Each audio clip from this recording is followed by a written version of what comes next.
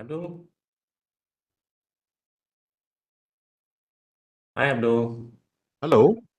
Yep. Can you hear me? Yes, I can hear you. Can you hear Fantastic, me? fantastic. Yeah, I can. Very nice. You Nice got to a see you very again, good, Nehru. yeah, indeed. You got a very good mic set over there.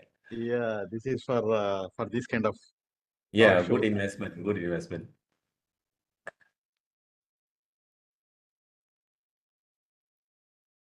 I hope my side is everything is okay. Yeah, you look fantastic. Yeah. Somebody once said to me, Nehru, the trainers are always boring. They are always wearing the black color coat and Yeah. I saw that. I understand. So keep something different so that people something will different. remember. That's right, that's right. Yeah, wear some different kind of shoes or different. I see you wearing different caps also sometime. Oh, yeah. Yeah. The background is okay, right? I'm using my PM Genie, which is my branding. It's okay. It's okay. It's okay. Yep. Ulagapan. So let me see it. The name.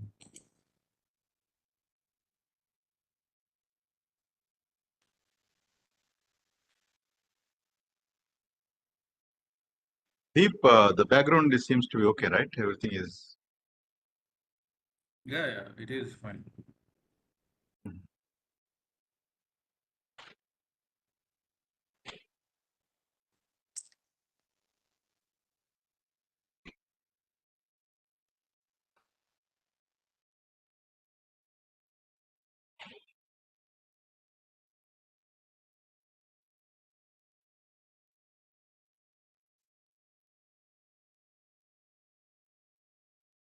So there is a share button in the bottom in case if you want to share any screen or something.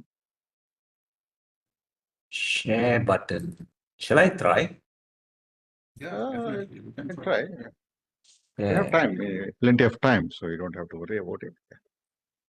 By the way, we are live already. We just have 3 minutes. 3 more minutes. Yeah. So we are live already, or Yes, we are live. Can see the slide, right? Yes. yeah. You can see. Okay, fantastic.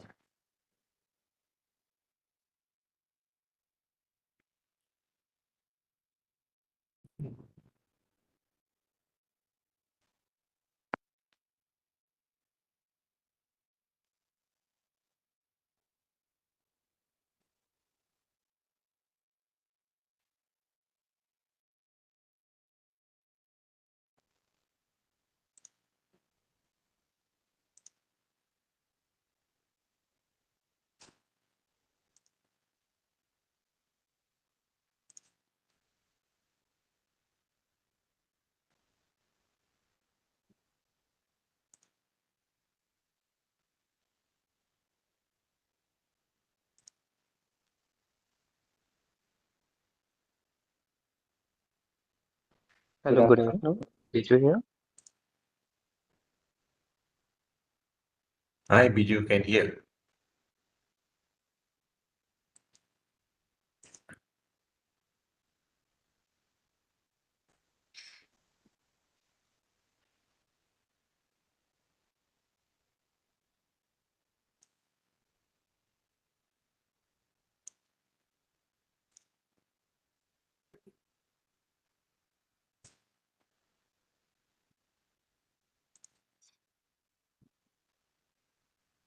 Welcome, Khalid. Hi, Nehru. Beautiful jacket. Thank you, thank you.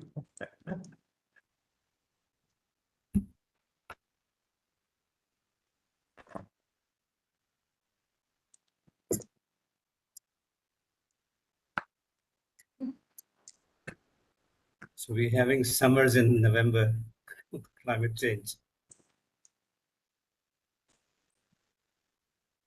Summer in November. Yeah, it's very hot. Is it? Karachi is plus 30. Whoa, see, Normally it's cooler in November, but it's 33 at the moment. wow. This is supposed to be entering into the, for us, it's supposed to be the rainy season, monsoon season, Yeah, in Pakistan, the raining season is July, August. July, August.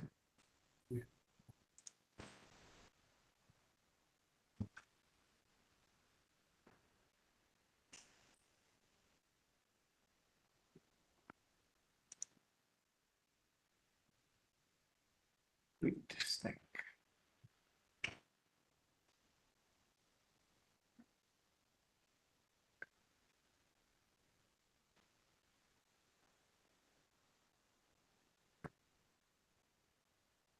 Abdul, you're on mute.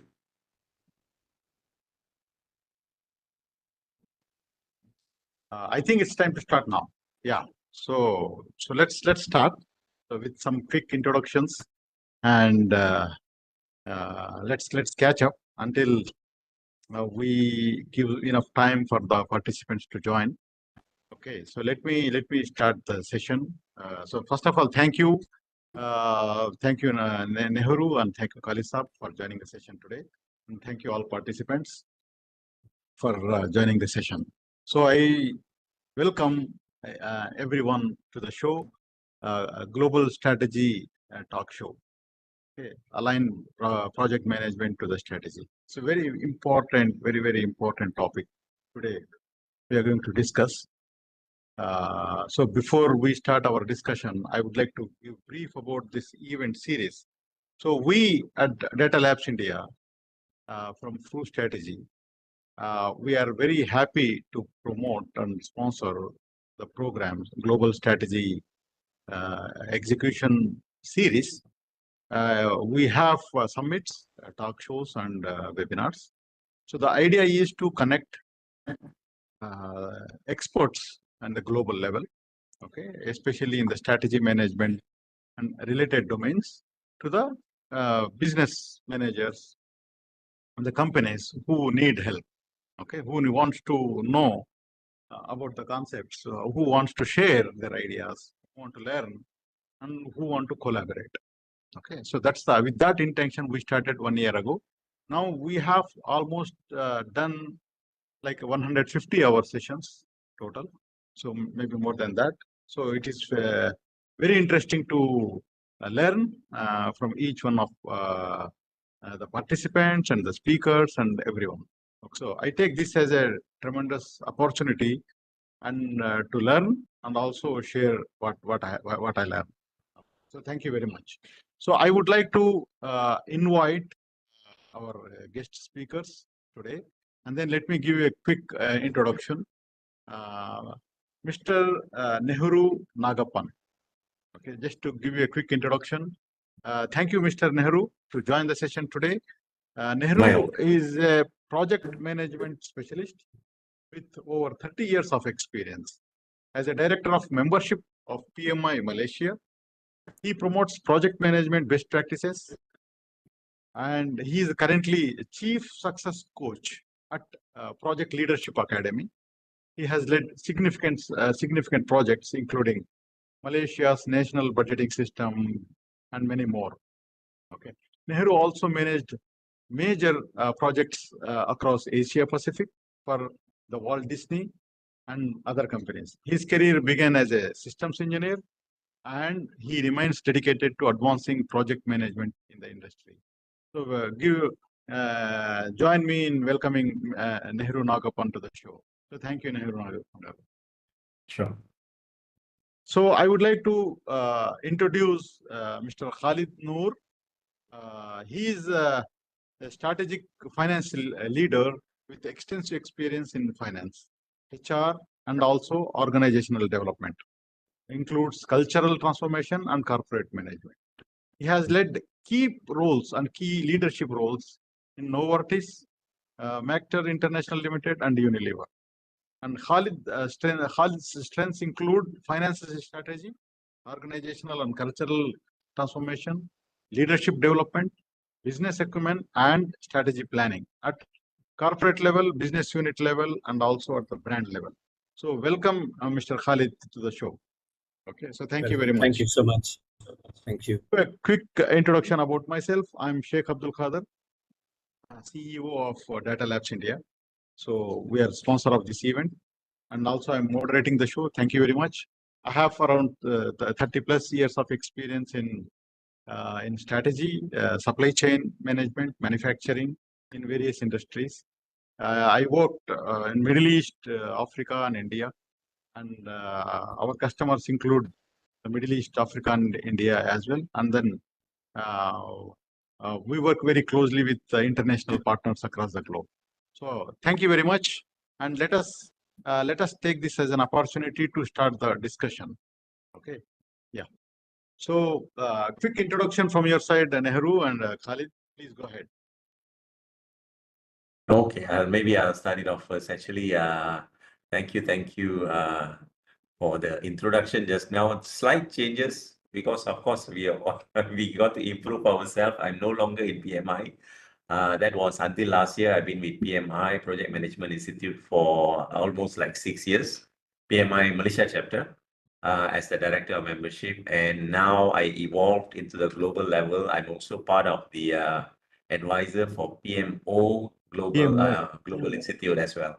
Yeah, that's at the global level. I'm also the master trainer on the PMO subjects. And of course, I've done a lot of projects. It's actually 36 years now. I'm just getting old nowadays. One of the biggest projects that I've done is actually for Disneyland in Hong Kong. I was there for about 10 years. Yeah, so that was one of the major projects. And I've done a lot of government projects as well in Malaysia and regionally.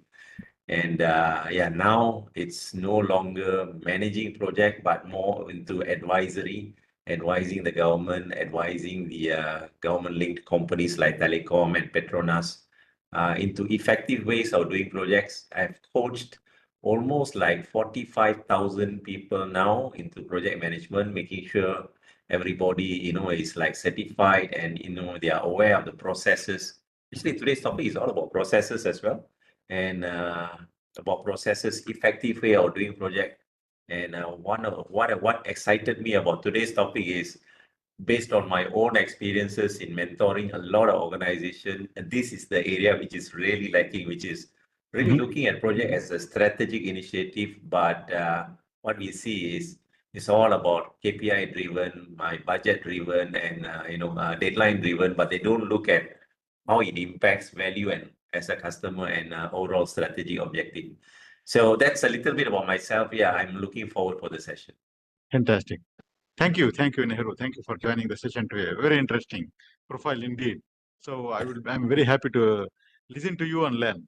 Over to you, Mr. Khalid. Hi, Assalamu alaikum. My name is Khalid. I'm based out of Karachi, Pakistan. And it's a pleasure to be joining Abdul Kader Saab on this Global Strategy Talk platform. It's indeed providing a great opportunity for many people to learn about strategy. So my interest in the strategy goes back a long way. I started my career at Unilever, Pakistan, where I closely worked with brand strategy, business category strategy, and business unit strategy, and also being the finance strategy.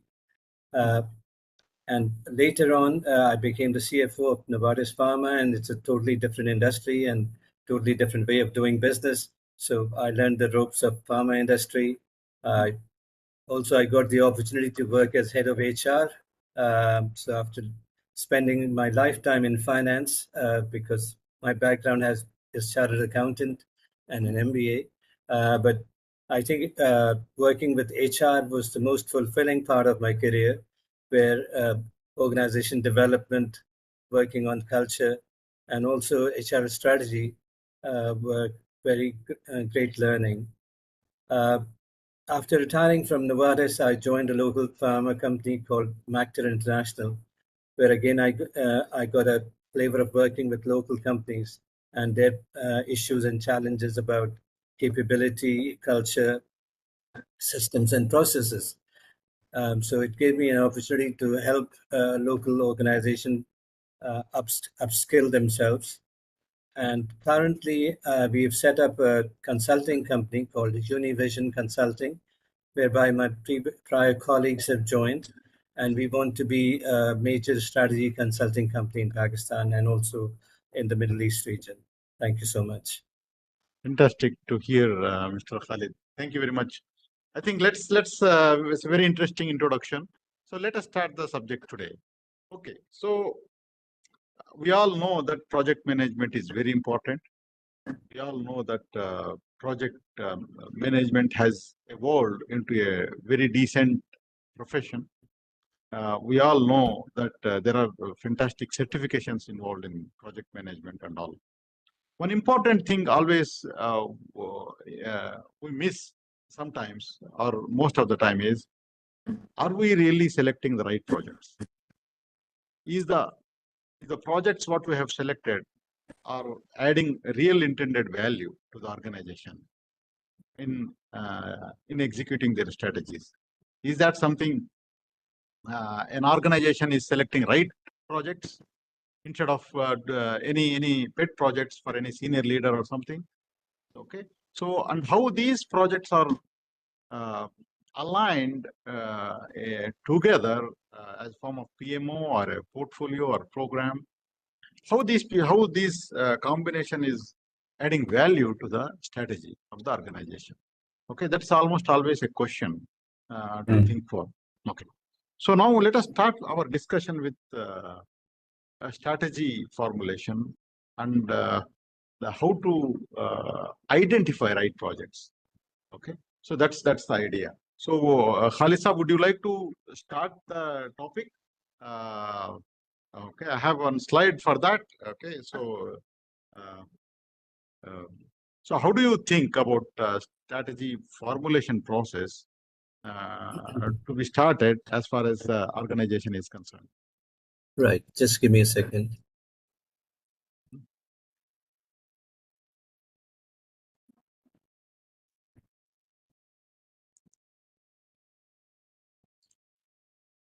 Okay, first of all, I think there's a lot of literature on strategy. There's just too much, and there is a lot of confusion in the management and various professionals on the way strategy management has to be handled. And the issue is that strategy is not difficult.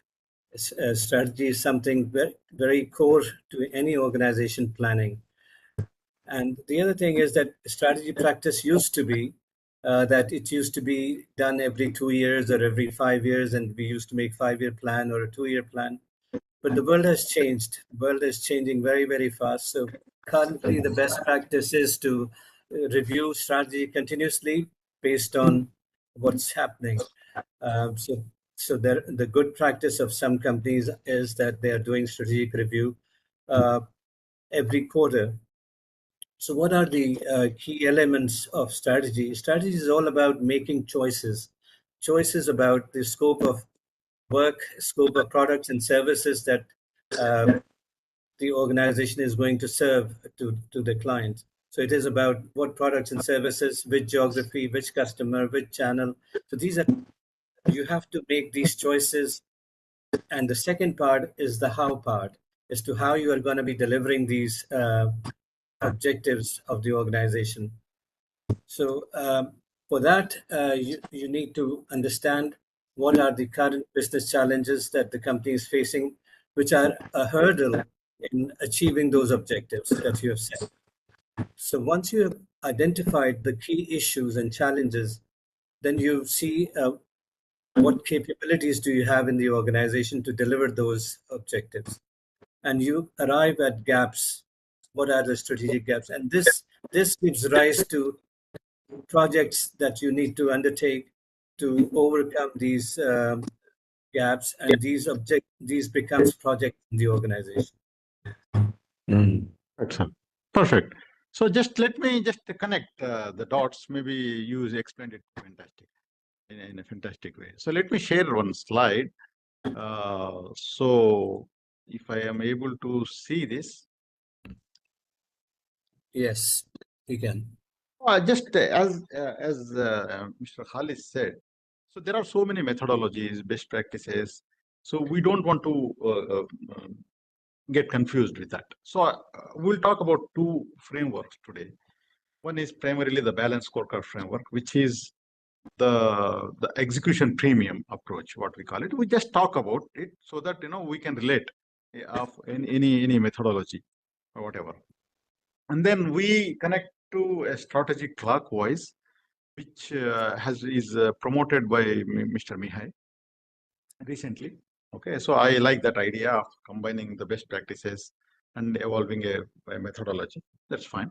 So the picture what we are seeing here is a 6-step methodology from execution premium. It's a very well accepted across the globe. So I take this as a reference. So if you see this, the stage 1 is the develop the strategy. Now the developed strategy itself has a lot of steps involved within that. So, but I'll just take as a black box develop strategy. In the next, I'll just give some briefing on it. Okay. So now, once we develop the strategy, like in that strategy development, you talk about strategy analysis, strategy formulation, and strategy planning. Okay, I talk about that. Okay. Now, next step is to translate the strategy. Now, in this translation of the strategy, so you come up with the initiatives, which are projects, and also the portfolios, programs, whatever you call. So this is how you execute this strategy by translating it. First, to execute it, you need to translate it. So that's how the project translation take place. And then you align it, you execute your initiatives here, the projects again, you review, and then combine them. Okay, and these projects need funding as in the form of StatX. So this is just a touch point how it works. Okay, I just take a next level deep dive in that. So the strategy analysis, you do strategy analysis as Mr. Khalid has explained. You do the external and internal analysis, and then you come up with the strategic choices. Now, what are the things, what problems you want to solve, and what solutions you want to deliver. So you come up with some kind of list.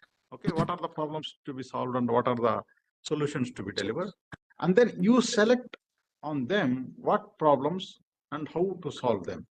Okay, so that is your strategy formulation. So the moment you select the right combination of strategic choices to add value to your organization, okay, that is a strategy formulation. So you position yourself, you create a strategic position, and also you do the strategy formulation. Okay, now once we do the strategy formulation, you need to know it will not be executed just like that. It needs some activity systems and also capabilities. Now you identify those capabilities and activity system required, and what is your current position and what is the gap. Okay, so you come up with the gap. This gap closure is your strategy plan. As simple as that. Okay, now closing this gap is your strategy plan. It is, we should not get confused with strategy formulation, strategy analysis, strategy. No, just make sure you want to achieve something and you need to have a strategy with the strategic choices, and then you come up with the gaps, what you have and what you need, then closing them is your strategy plan. Now this strategy plan has multiple steps how to do it. Okay, so that is something you come up with your strategic objectives. Okay, so this is where the step is. You come up with your strategy map, and then strategic objectives or goals, whatever you call. And then I'll just show one more slide here. This is, yeah. So if you want to achieve a proper result, so you have to deliver to something to customer, and then you need to do internally something. This objective or goal have a measure. This measure has a target based on your strategy plan. And then to close this performance gap, you identify strategic initiative. So that's how the cause and effect take place. So now once all these strategic initiatives listed, okay, then you have your overall plan. Now just I'll take one step back. Now let us say you have a gap in your value. Okay, let me take this one. you have a gap. Okay, for example, there is some gap and X $1 million or whatever. Now to close that gap, you need to do 1, 2, 3, 4. Now this 1, 2, 3, 4 can be done either through form of operations or some kind of introduction of a new skill or something, or projects. Now, once we have the list of them to close, so you have a list of all the projects. Okay, so likewise, so if you see here the initiatives, so you have a list of initiatives to achieve your strategy. Okay, now once you have the list of initiatives in place, okay, now you can combine them into programs or portfolios based on your project management capabilities and then execute them. Now, here one of the most important point is you have to execute project in such a sequence that you deliver results to the strategy. You should not haphazardly do it. You should select, you sequence it properly, and then leave enterprise project management office or strategic project management office or whatever you call it. Give it to them, but give them nice, decent inputs, so you can expect them that this is a project I need to close this kind of thing. Okay, so I think that's a very quick introduction. So I may talk about this slide little later. Okay, so I think that's the idea. So what do you think, Mr. Nehru, about it? Mhm. I think you've covered very well, Abdul Very Khadir well. Sahab, Yeah. in a very simple and a straightforward manner. And that's what strategy is, that you have to follow a certain discipline across the organization. You have to engage your top executive team, and as well as those people who are going to be executing the strategy. So the word that you have very properly used is the alignment. So first of all, the senior management is actually deciding on what are our key objective, what are our winning aspiration, what are our key challenges, and then based on those aspirations, you decide what are the gaps that Sheikh Saab has just said. It is these gaps that the organization need to close to achieve those objectives. And that's where the project management office comes in, and also the budget allocation comes in, that these are the top 10 or top 5 or 6. Most organizations effectively work with 5 to 7 strategic projects, because otherwise it will be impossible for them to. But I've seen much bigger list in the project management office, like hundreds, and this is, I mean, nobody is able to track them. So the best practice is to use 5 to 7 key strategic projects, building the organization capability, and also these projects can overlap to more than 1 year. So you may not be able to complete all of them in 1 year. So they can straddle across to the next year. The key thing is in strategy execution is that you get the right people to lead those strategy projects. They must be capable, they must be well trained, but also the budget amount must be available to them. So in terms of key HR resources, key monetary resources, so this is critical. That and there are if there are 5 to 7 strategic projects, then of course you need to prioritize them as to which projects is going to be making most impact. So sometimes we call low hanging fruits, for example. They are easy to implement and they have an impact. So these kind of and you need to continuously monitor how these projects are going, on a quarterly basis or even on a monthly basis. See if you're progressing, and that's where the balance scorecard comes in very handy, that you are able to track with the KPIs and OKRs. Sometimes they're used, but I really like the Kaplan's approach to strategy execution, Kaplan and Norton execution premium approach, because it brings in a lot of clarity across the organization.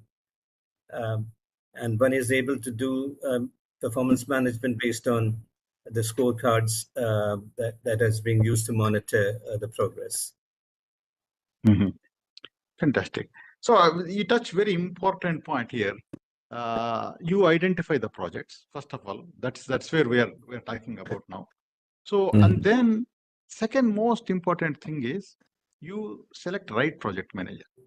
So that's, I think, in my experience, if you have a right project manager for any project, and also you select a right project manager and empower him and support him.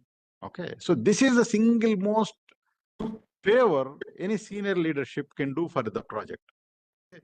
I have experienced this. If you put a wrong guy in a project, okay, then no matter what you do, that project will have problems. Okay, at the same time, you put a right guy and you don't support them from senior leadership, so you have a problem. Okay, now I think this is very, very important to have a right support for the project teams, and how we execute them, how we allow them to execute. That's very important, especially in the larger set of projects. Okay, so we talk more about the project management office part and all.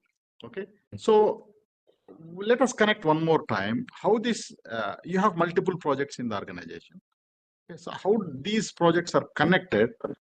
So let's have a look at it, and then maybe then we talk about more details about the success stories of the projects, and then also the PMO establishment, and then the feedback mechanism, how we'll do it. So I have one slide, maybe I can share with that.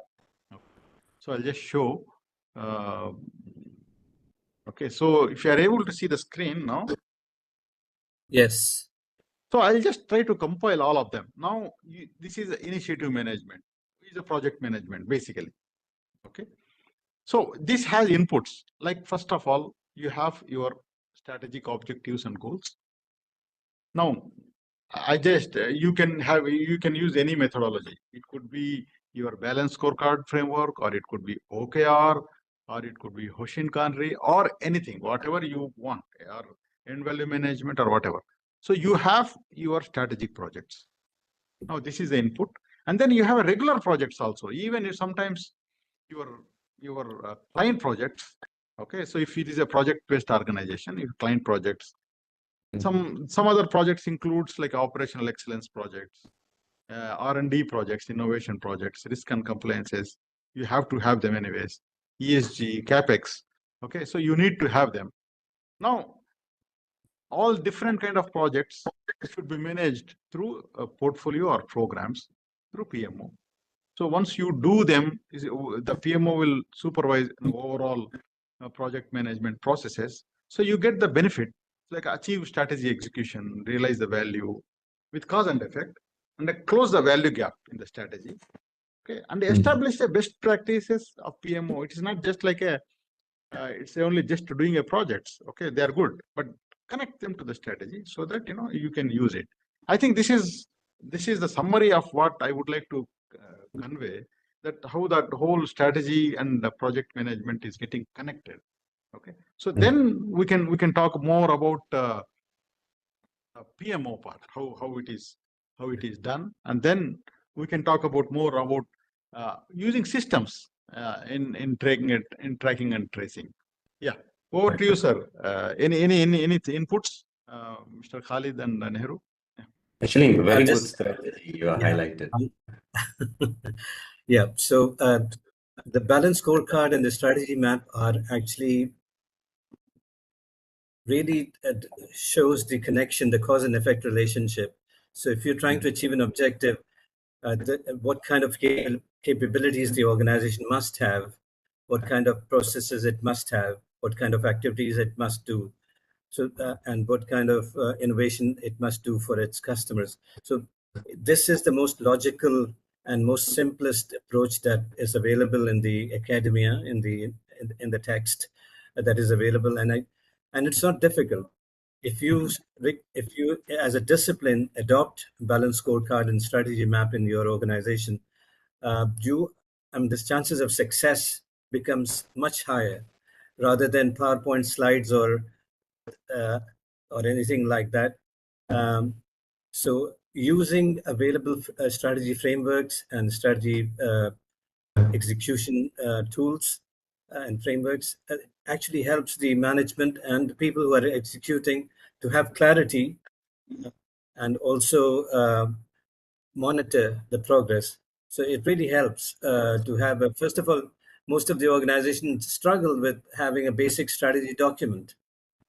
So that's the first step. And the second step is the execution part, whereby project management office becomes critical. And in strategy execution, they, similar to the project management office, they've created Office of Strategy Management, whereby they're actually doing project management, but they are focusing more on strategy. But we'll learn a lot of stories about project management from Nehru now. Okay, I think let's I think, to project management, which is our topic today.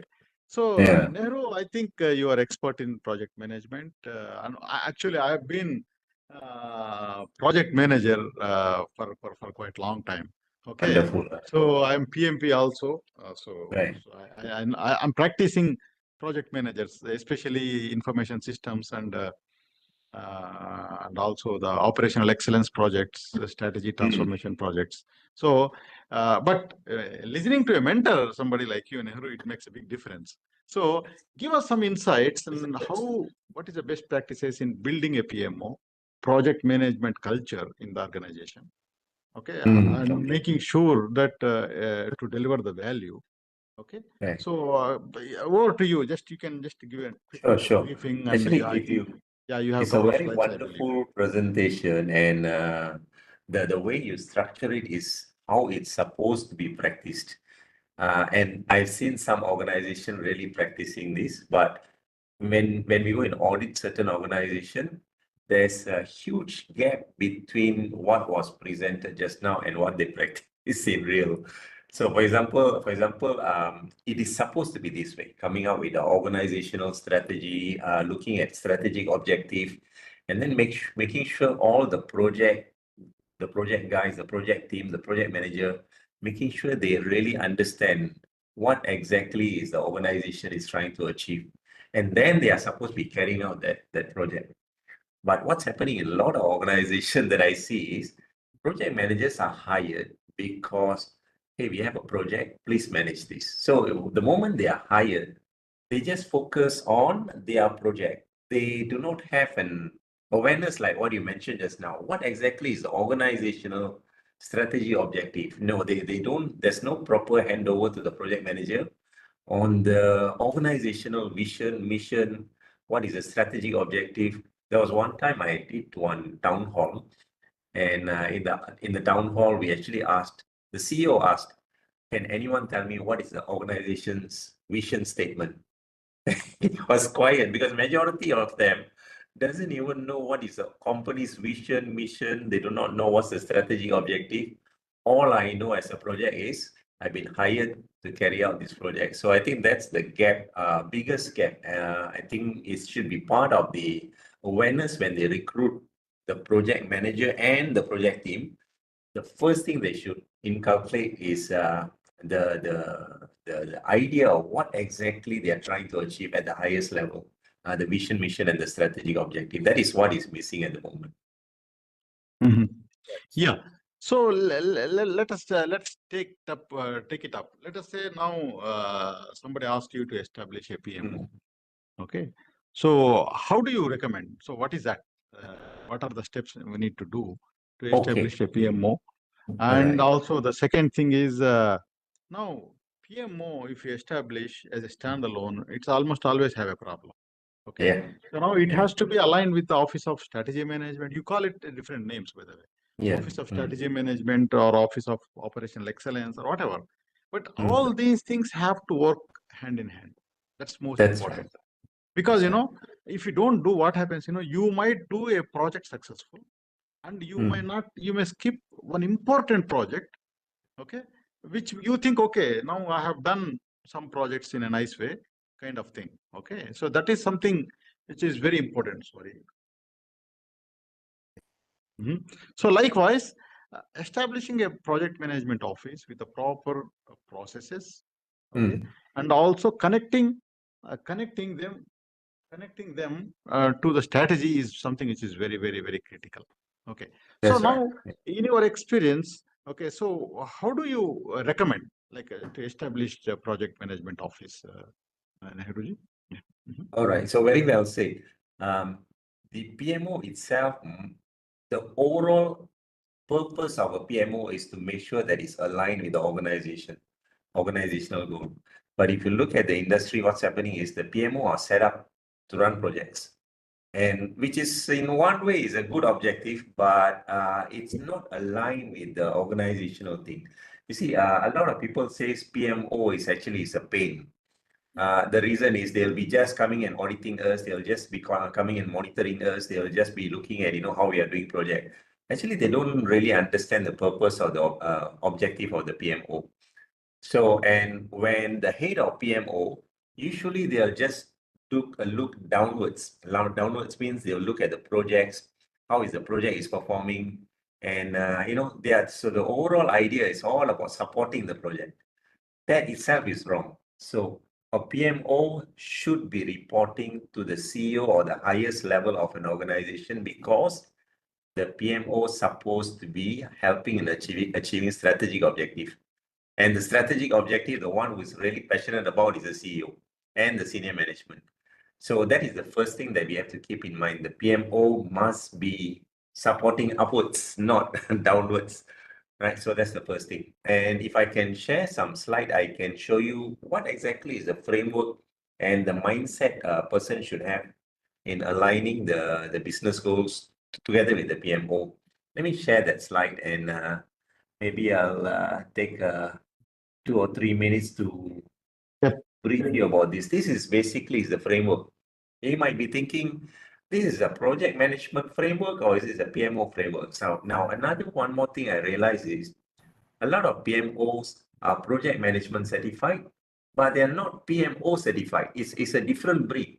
I mean, basically you have an MBBS, you call them doctor, and then you have a PMO also calling them doctor, and then there's a confusion now. So can a project manager do PMO or not? It's actually different animal altogether. So if you can see there, the green color is the first thing that you got to do.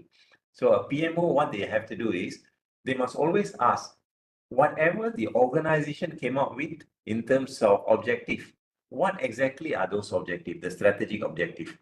Then the next thing they need to come up with, PMO strategy. How do I, as the PMO, how do I achieve those objectives? That's basically the PMO strategy.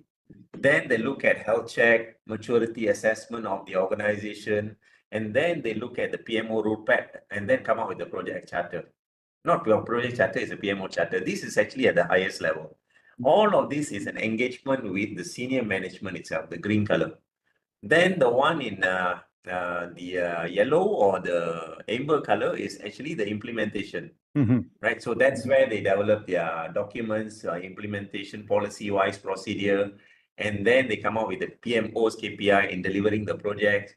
And then looking at the entire project members team, how do you support them, right? And the one on the left-hand side, on the right-hand side are the framework for implementing the PMO. But the crucial part is the one in orange, which is basically talks about PMO leadership. So it doesn't talk about how you deliver the project, but at the end of the day, it all goes back to the number one, which is the green color there. How do you achieve that business objective? So this is the framework of a PMO that is released by the PMO Global Institute. So it's a different game altogether, but here it's not talking about executing a project, but it's all about leadership. Fantastic. Yeah.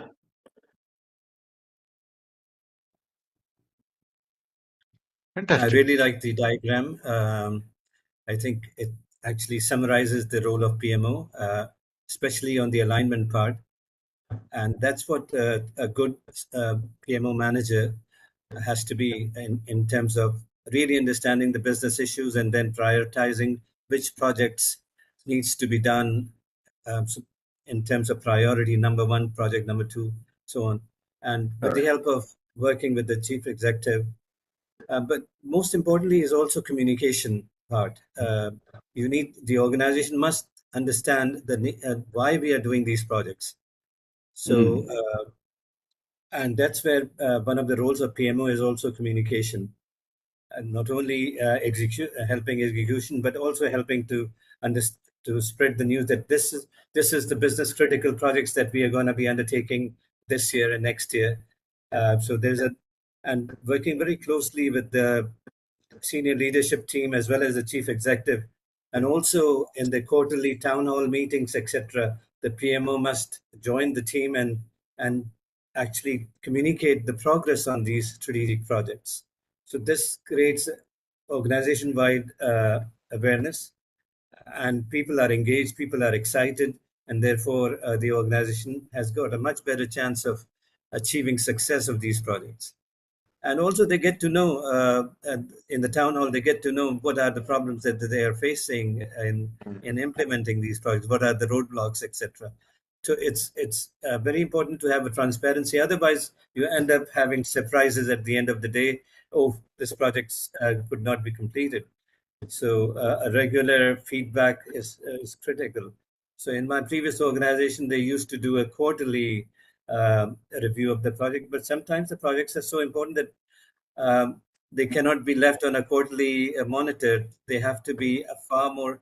I mean, sometimes when we're launching a new medicine, it became a weekly monitoring as to what was agreed at the last meeting, how have we progressed, because there is a constant race in product launch to be first in the market.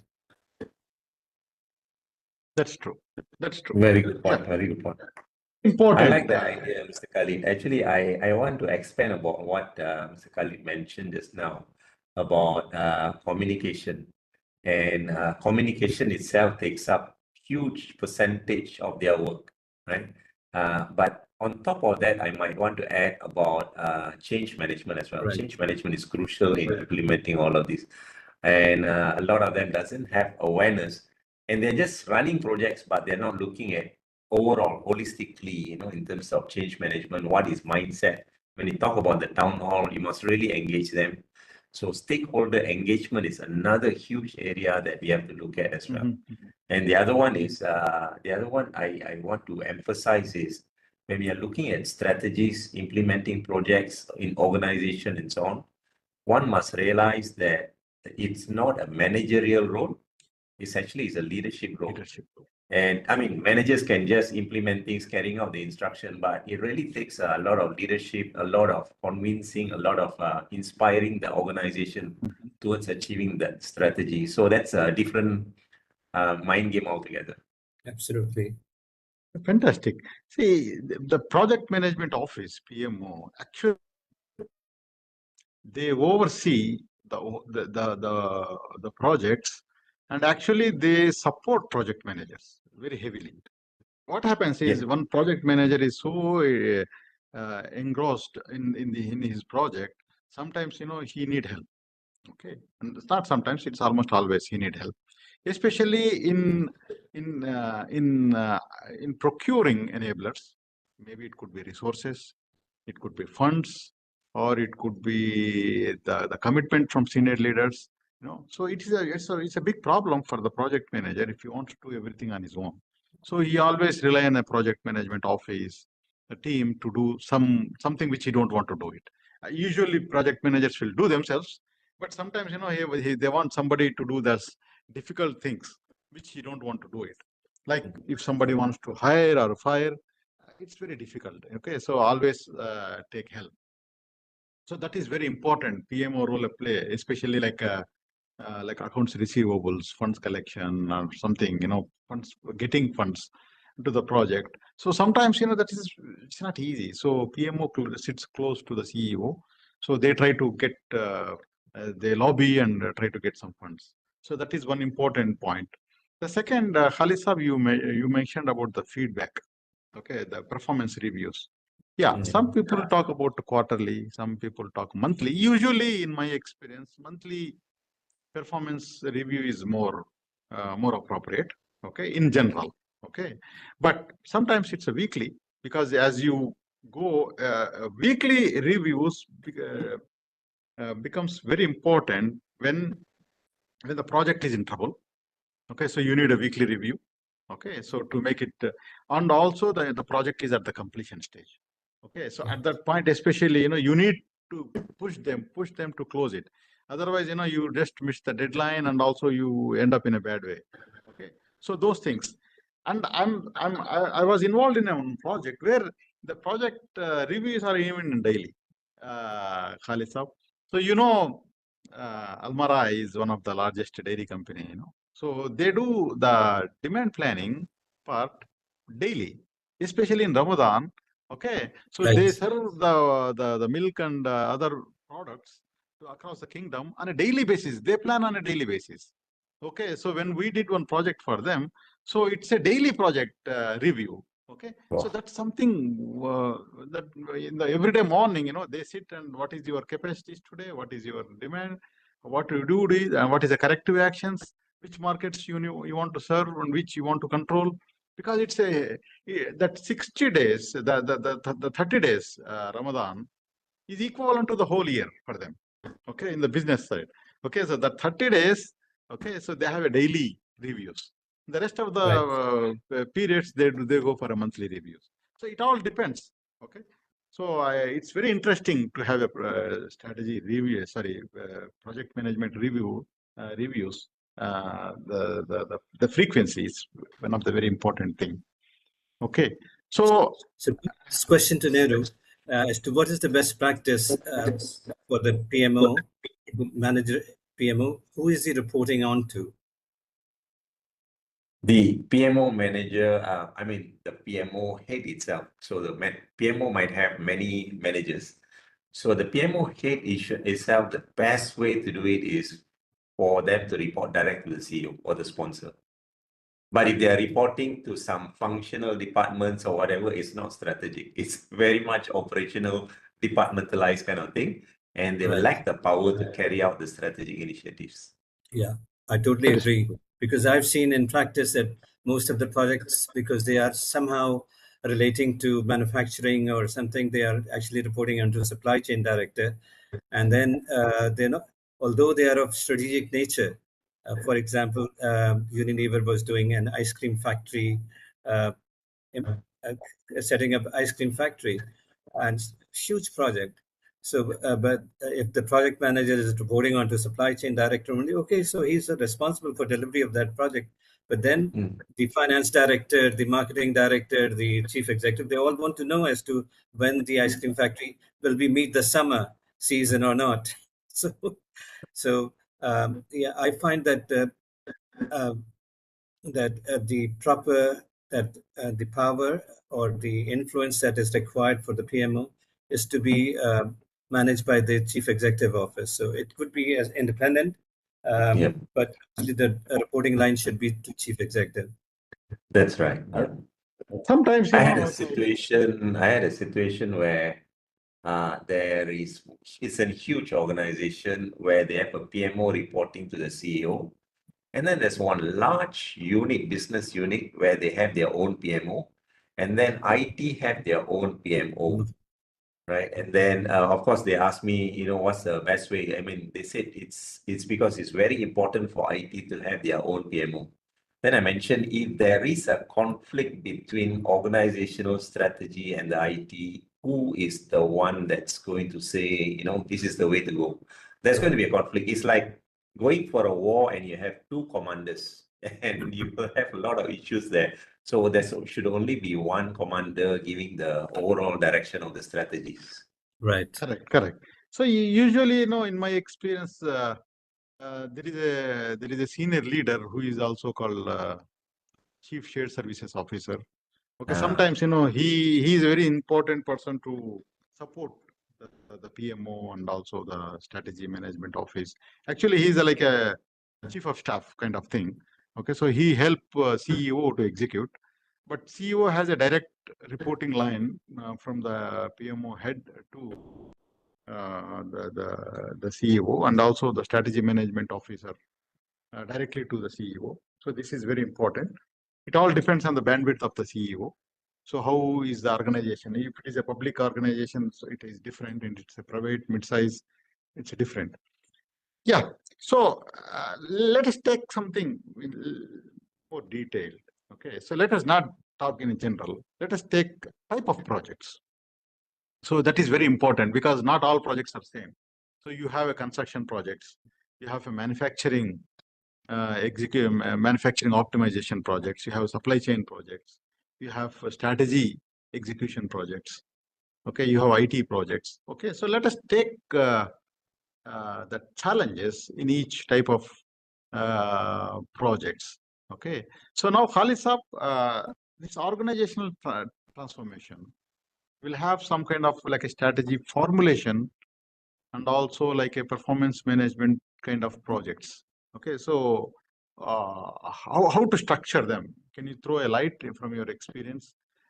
Because Yes. strategy, yeah. So that is then we talk about strategy formulation, strategy translation Yeah. kind of thing.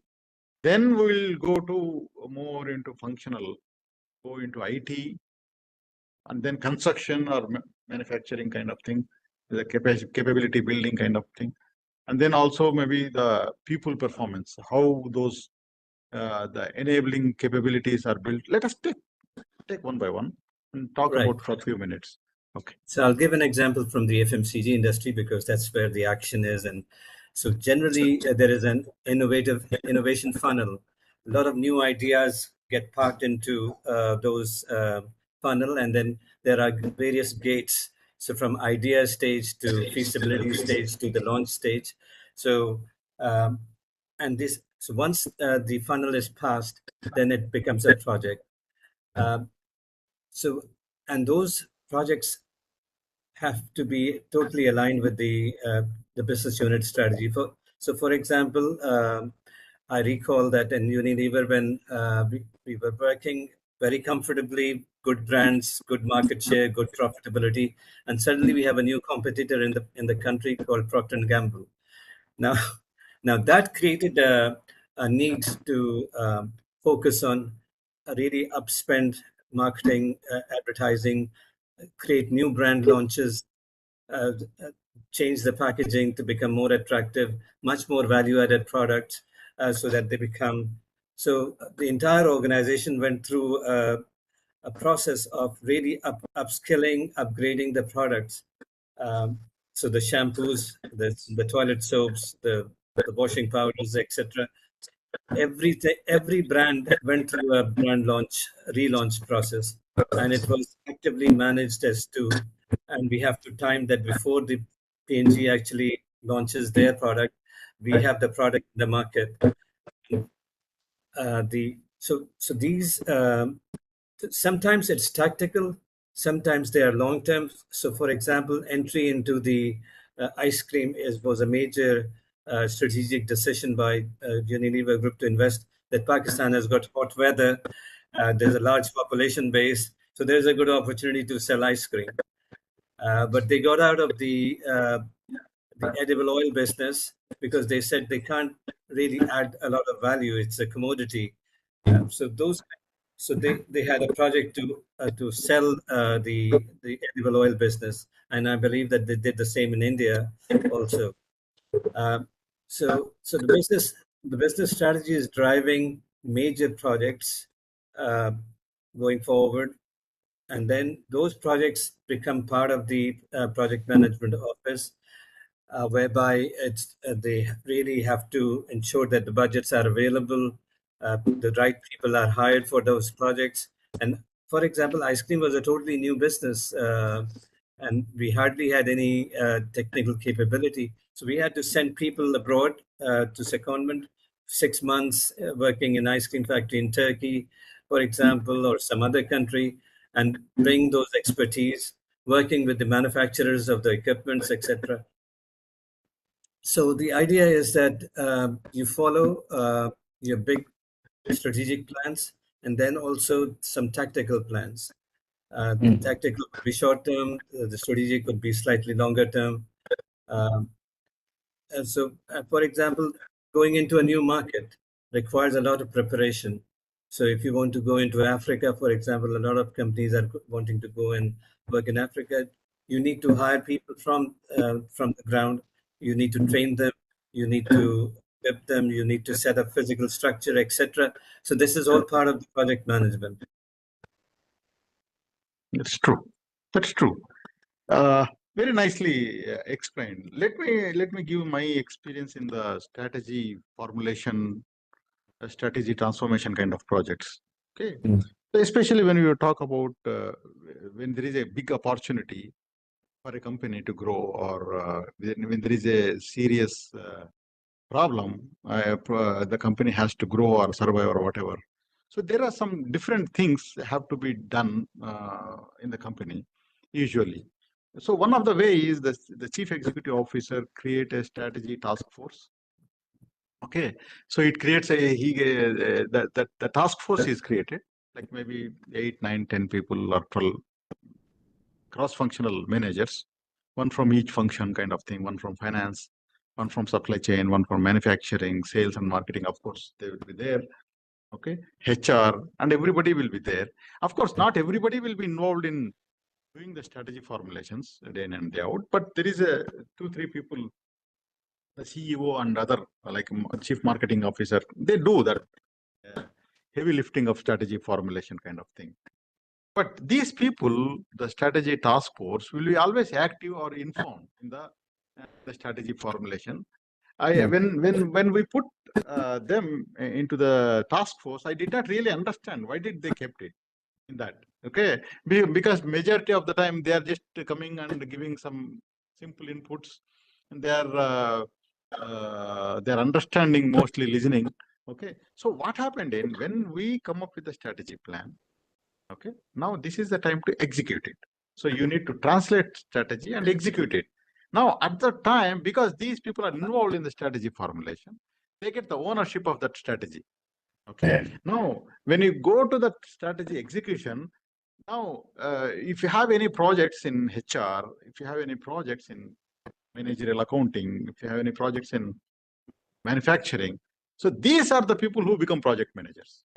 Okay, now then we really understand that these guys go into the projects. Now, since they already work together in a cross-functional team in the strategy task force, they are have some common understanding of the strategy. Now, these people try to execute it properly. That's how I was coordinating that strategy task force. Then when I took up, they made me like a vice president for planning and performance. So it was very, very clear way to connect all the projects together and then execute it. Then the result is you achieve what you have planned for. So there is a product called Wafi in Arasco. So it was selling around like a 100,000 tons a year. Okay, that was the quantity. It became like a 2 million tons sales. Wow. Okay, so that was like a 10, 20x whatever. So we did not really understand, because the whole company sales was 500,000 ton, and 100,000 tons was one product line, and they had a robust strategy. And this one product group, which is the livestock feed, became 2.5 million tons. Okay, and subsequently this have pushed other products also to reach to 1 million. So like it's like a 3 million ton, 4 million ton the business. So which we have seen over a period of just 1 year, 2 years maximum.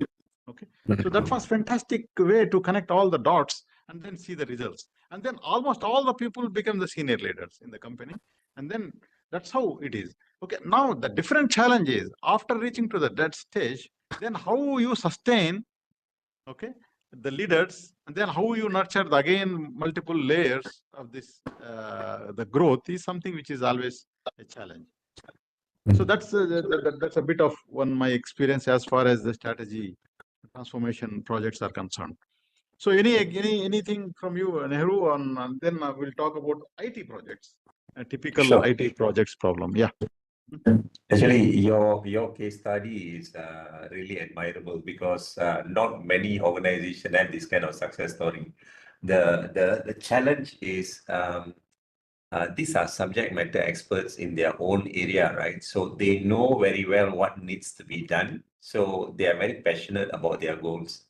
But here comes the challenge when they are appointed as the project manager. Now comes project management skill. They are lacking project management skill. The 49 processes, if you follow the PMIs, how do you manage risk? How do you manage your schedule and the dependency? All of those is a skill by itself, which the department heads might not have the skills. So there's got to be a balance between them. If they have both, that's the fantastic project. Yeah. Otherwise, it might be another failed project because as much as they are good in their, their goals and visions, but they are not really a good project management guys, which is industry by itself. That's true. So what we did is at the time is after we went to execution phase, we had a very strong the project management training sessions. Okay, so we put it. So it is not enough. The training is not enough. So we had like a 3, 4 days, 5 days session. So people got the common understanding, and also we put some project management office, the PMO, to support them to complement the skill part of the project management. Okay, Right. so that is, of course, it's a trade-off. If somebody is good at the functional side, okay, and if the same guy is good at the project management, you are lucky. Okay, You are lucky. It will not happen. It will not happen always. Okay, so it's you need to have some kind of 70-30, 40-60 kind of. Correct. You need to manage it somehow. And you can't be 100% project as well. You need to have that business knowledge, the functional knowledge as well. And soft skills. Okay, Yeah. one of the soft skills, it all depends. Okay, if you are doing a projects in Middle East, is completely different. If you are doing a projects in India or if you are doing a projects in Europe, so if you are doing projects in Europe or US, you can be very formal. Okay, you set the deadlines, you create start date and end date, milestones, deliverables, and everybody follow. And then all you have to do is you just make sure that you have a nice plan, you give the nice resources, very clear information, and people take responsibilities. When you do it in Middle East, and Middle East, by the way, when you talk about Saudi Arabia, Dubai, Oman, so there are different country people, like Egyptians are there, Sudanese are there, okay, and then Indians are there, Pakistanis are there. So all are different mindset. Okay, they are good in their own way, but it's a different mindsets. Okay, so some people wants to they want to be updated very regularly. If you send an email, they take it, they'll get offended. Okay, now why these people are sending follow-up emails? If you go and tell them very simple way, so that is enough for them. So when I was managing an IT project, transformation project, so I was a project manager for that in 2006, 2005. I'm talking about. So one of my job is to come to the office at 8 o'clock. 8:30, I finish my coffee and something, and then just walk around and talk to all the senior leaders and then update them. Right. Half an hour, 30 minutes. Just stand there in the door, the chief HR officer, 2 minutes. I just gate crashed there. Okay, he said, you came again? No problem, sir. It's only 2 minutes. So this is 1, 2, 3, 4. Like CFO, all. I try to cover it up. So that helped me to avoid sending emails. Okay, so and then I just consolidate at the end of the day and send them update. Okay, and also project risks, which is very, very, very, very important. If you identify project risks early in the project, or then you have a very high success of the projects. Okay, so identifying the risks and then notifying them itself a big achievement. Okay, so if you identify those risks and inform them that this is a project risk you have, whether it is a scope or it could be a cost or it could be schedule, whatever. So that itself, it will help you. If you don't do that, the scope creep will kill the projects. And after all this experience, I still make mistakes in my projects. Okay, and I think that's how the life is all about. Okay, no matter what, yeah. I think that's a very good practice, Sheikh Saab. Management by walking around, or it's a Japanese name called Gemba walk. And I think a good PMO should also be doing that, actually visiting the project sites and actually talking to the people on the ground as to what is happening, what are the bottlenecks, is there any project risk, and that will only come about. People don't want to talk about project risks. They feel that it may affect their performance, etc., and they keep quiet. But then, if you go down on the ground and see that the machinery is just lying idle and it's not, for example, installed yet, and you realize that somebody from China needs to come and install the machine, and he hasn't come in yet. So that will delay the project, for example. So I think the PMO person has to be much more visible, and he has to be very good in communication, as Nehru has said.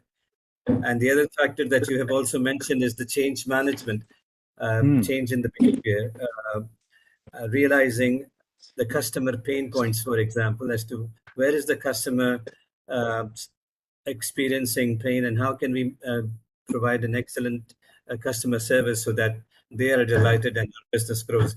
I really like your case study whereby you multiply 20x. That's amazing.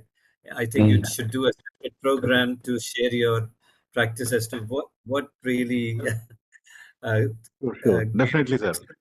That we actually we follow a lot. How we do a formal and informal way to do that. It actually, it generated so many leaders.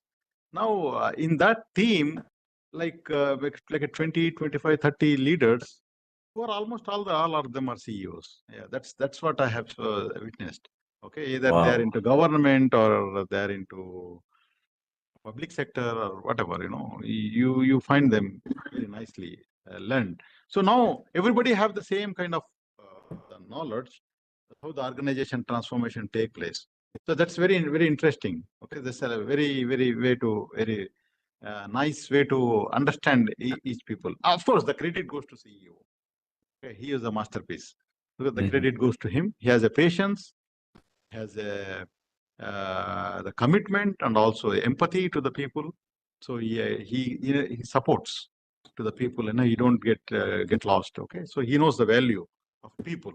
So that's very important at that everywhere. Okay, so now so let us talk about some other kind of projects. Let us talk about Nehru. You talk about. So what kind of projects? Very challenging. Okay, so here we have like some kind of IT projects where I can talk about a long time. You can talk about the people part, how the people cultural transformations, the people skills enablement. Okay, so this is something nowadays it's becoming one of the major topic for every organization.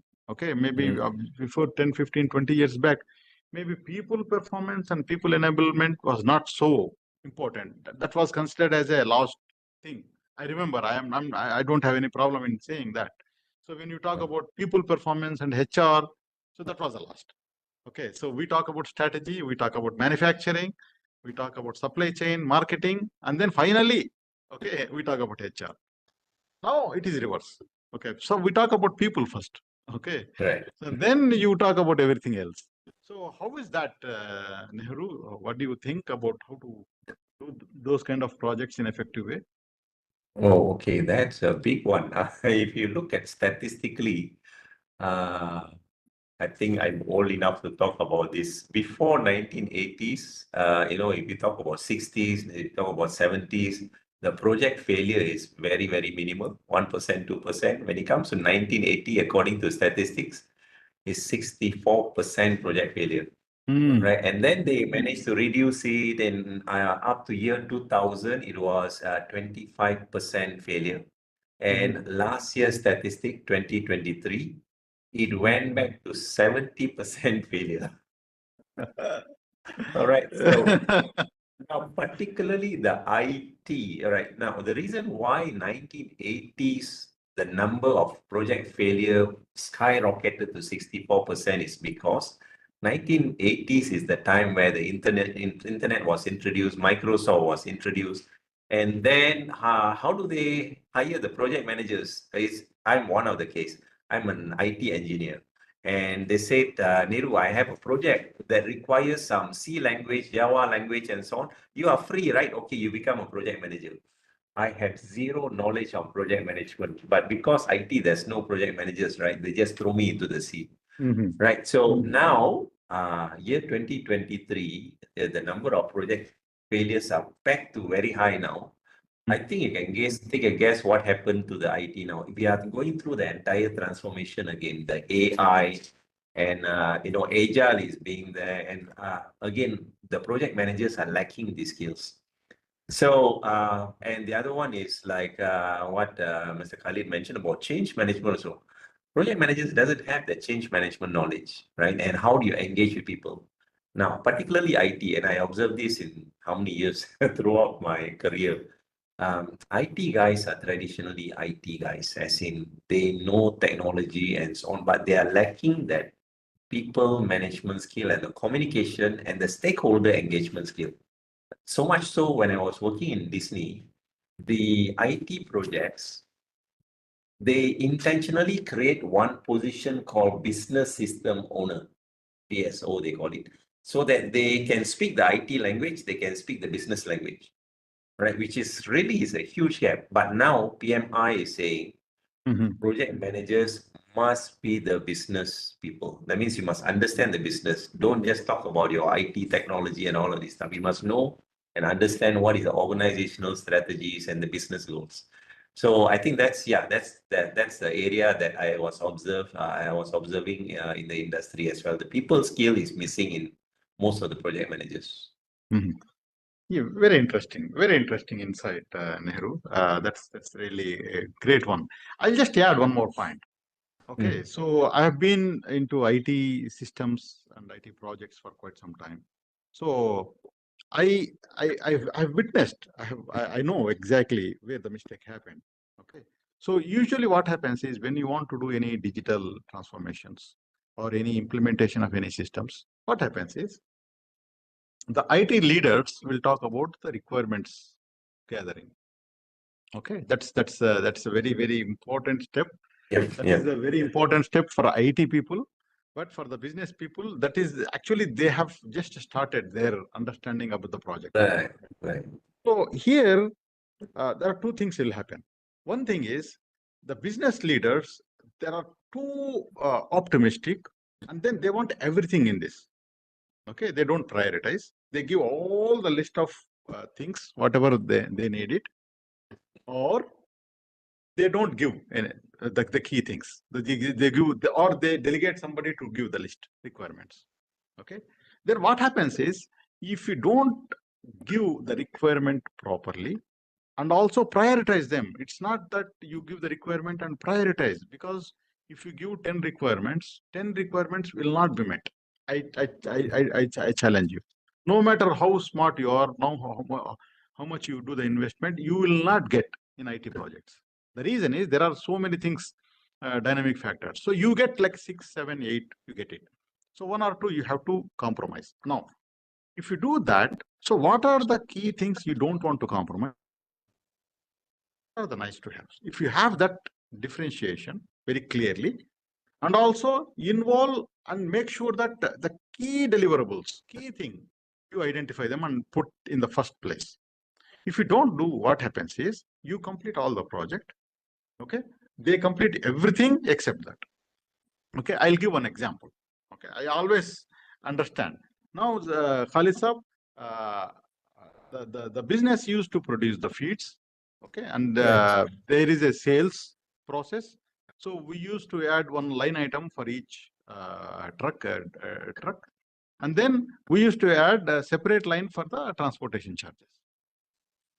Some plants they used to write separately, and some plants they include the pricing into the sales price itself. Now, you tell me if you have some mix of like this, how do you get the profitability? You will not get the profitability. Now, they are asking profitability by customer, by product. Actually, it was a big problem. You cannot get it because it's mixed up. Okay, so you have some orders, the price is mixed into product, some are not. Then we try to do something else to get that, but that is an exact requirement. You know, if you tell me, guys, I need a profitability by item, by customer, by region. If you tell me exactly, then your all the implementation will follow that. So that is the level of clarity the senior leader should have. Okay. Now, they might have some report requirement or something, which is nice to have. Even if you don't have, no problem. Just give the IT guys liberty to have some flexibility. So they deliver what you need it, and they have liberty to at least ignore 1 or 2 points. So this is something which is very important, sir. If you don't do that, what happens is you will get everything, you miss that key thing, and then you will do this manually outside the system. So you are not enjoying the IT digital transformation. So that's one of the key learning what I did. Okay. So we have to make sure that the senior leader should involve in the requirements, right? Because again, sir, the requirement for the end user is different, for the middle manager is different, and for the senior leader is different. Senior leaders almost always give requirements to the middle managers. You give. Middle managers ask juniors, and they combine all of them. So finally, when they come out of complete the implementation, the senior leaders ask you reports. Give me these reports. Okay, at that time it will be very difficult to get. So it is very important to have the requirements blueprinting properly, exactly, and then you compromise nice to have, so that you get the deliverables exactly. So this is my experience in these situations. So IT people, poor people, I can say. Okay, they are sometimes they are some majority of the times they are victims, but they become predators. Okay, because they don't have option. They keep fighting with the functional guys. You don't know the requirements. You don't give kind of something. So to avoid that, the first step, the requirement blueprinting, do it properly, which is something similar to the strategy of the organization. Then all the delivery will follow, especially in the IT projects. Yeah.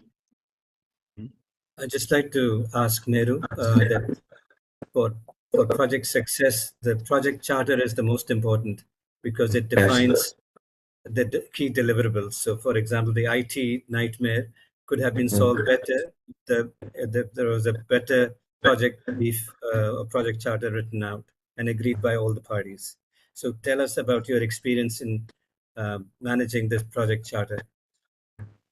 Okay, actually, wow, I got a lot of stories, horror stories as well. If you look at one project I've done, there was when I took over the project, the charter is 300 pages.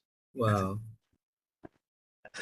Right, so that was one of the horror story. I mean, charter. I mean, this is the first document that you produce in the project, and it's supposed to be even in Disneyland. It's just 1.5 page, right? But it's supposed to be simplified, and the scope is supposed to be again simplified as well. When it comes to documentation of the deliverables and the so-called requirement, it should not be in a language where the users don't understand. It should be simplified, right? And what Mr. Abdul Kader also mentioned, the requirement is the most crucial part. But there's always a gap between the user side and the IT side. They don't speak that same language. It's like speaking Chinese and like Tamil language, it just doesn't match, right? So that's where when it comes to the requirement, actually it evolved.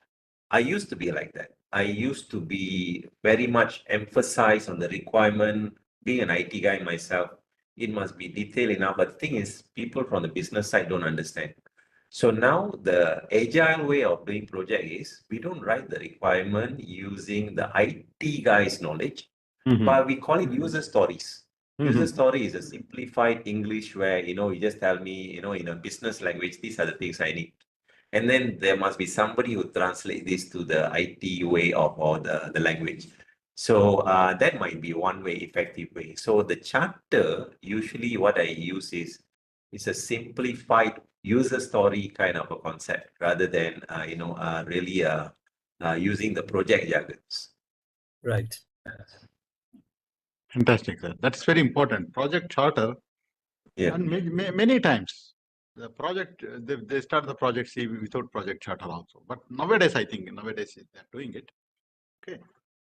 So project charter, one of the most important part of the project charter is the reporting, the risks, and then the interdependency of the projects. Okay. So that I see is a very important, because if you have the interdependency of the projects to deliver the strategic results, you must pay attention to it. Because if you delay a project and then because of that, another project is not delivering the value. Okay, so you have a problems. So in my experience, you know, there are like 3-4 projects where they were very tightly integrated. Okay, so you have to explore like alternative raw materials exploration, and then the product manufacturing optimization. Because if you are using these alternative raw materials, so your manufacturing optimization should take place to suit this raw material. Okay, so first you need to identify the raw material, alternate raw material as a project. Okay, then you need to optimize your manufacturing. Then you have another project is to optimize the storage for that. This is I'm talking about very heavy quantities like 200,000 tons, 300,000 tons quantities. It's not, and very inflammable, especially the palm kernel cake, which comes from the east. Okay, Malaysia, the palm kernel cake, PKC, they import it. Now, if you don't do this in a sequence, there is no use of this project. Okay, so that was very important. So what happened, you know, they did the first 2 projects successfully, and the third project got delayed because they thought, okay, this is a storage project, it's not important. Then we had an accident. So we had an accident because they don't know how to store those products properly. But it was not very big one, so we could manage it. But that is the reason is this project you did not complete it. Okay, so it's a big problem. It became a big problem. Somehow luckily we escaped that, but so that was the reality. So connecting these projects is very, very important. If you don't do that and think about only your project, you may lose the big picture. Yeah.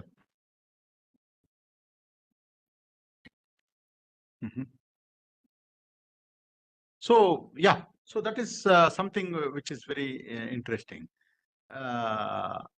There are like plant expansion projects where there are so many things like manufacturing capacity expansions. This is a completely different ballgame altogether. Almost always these projects get delayed. Almost always, at least in my experience here in this part of the world. Very rarely some well-organized multinationals they execute on time. Okay, so we have one project in our place, Kia Motors. So they delivered the project on time, and then they achieved that. Okay, so the project, the plant near to where I am sitting, 50 kilometers, that plant is serving the whole country, the Kia vehicles. Okay, it was so successful. So, so the Koreans, you know, yeah, they did it. Okay, so they are very experts in doing that also. Such kind of program execution is very crucial for this. Yeah. So, any more thoughts on the skills part, and then the skill enablement for the projects? What kind of skills is required? How to attract the people to choose project management as a profession? And how can we make sure that they really understand strategy? Okay, so in our project management certifications, PMP and all, you know, that still that functional part still is there. The hook is not proper, very strong. Okay, so the defined phase of the project, you know, still that is a very high.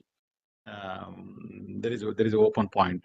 Okay, so it is still how to connect to the strategy is something is not so good. Okay, so what do you think? What is your advice, Nehru, for the practitioners? Okay, Right. when we are talking about skills that's required for project managers, for those who are trying to make project management as their career or something in future, right? 2 things that comes into my mind. Number one is you should not think project management as a profession or as an industry by itself, because everyone is already a project manager. Right? I mean, talking about your daughter's wedding, your son's wedding, the wedding is a project. It has a deadline. It has, you got to already plan for it. Your son or daughter's birthday is a project. Graduation is a project. Convocation is a project. Planting tree is a project. So throughout our life, we've been doing project without we knowing it. So we just have to formalize that part only. But we have been practicing project management without we knowing it. That's the first thing. The second thing is, if you're talking about strategy perspective, it's like this. It reminds me of what I asked my daughter when she was just about 5 years old. You know, the typical father's question, when you grow up, what would you like to be? Doctor or what kind of thing, right? Mhm. That is actually a strategy plan. So if you look at it from a project perspective, that's what the senior management is doing. What are we going through in the next 5 years, 10 years for our organization? So it's a chart. So the moment a project manager is, the moment we fit into the organization, the first thing that we want to feed them is, where would you be in 5, 10 years time, as in, as an organization. So and most of project managers, they don't get that information. All they do is, just do this project and you're getting salary kind of thing. So it must be holistic when it comes to that approach. Fantastic. Yeah, Yeah. I think you nicely touch that. You can be a functional guy, and then project management is more like an enabling skill. So it's a requirement. I think it's not an option now. So project management is mandatory for every manager. Okay, just like every manager should have a financial knowledge and people skills. So project management is a mandatory. What do you think, Khalid Saab? Absolutely. So any change management that you're going to be bringing in the organization requires a lot of active set of activities, especially starting with communication cascade.